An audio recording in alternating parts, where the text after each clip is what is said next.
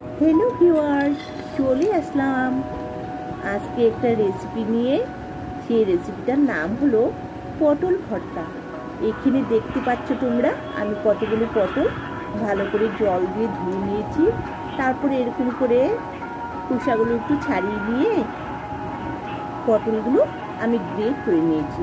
সেটা আমি অফ ক্যামেরায় করেছি, ঠিক আছে? তোমরা এরকম করে গ্রেট করে নেবে, ঠিক আছে? শুধু খেয়াল রাখবে যাতে পটলের বিচি ওখানে না যায়।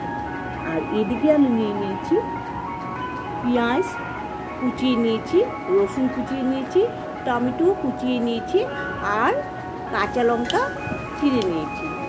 প্রথম অবস্থায় শুকনো লঙ্কা আর কালো জিরে সম্বাদ দিয়ে রসুনটা একটু ভাজা ভাজা করে, পেঁয়াজ কুচি, টমেটো কুচি, কাঁচা লঙ্কা কুচি দিয়ে একটু ভাজা ভাজা করে নিলাম।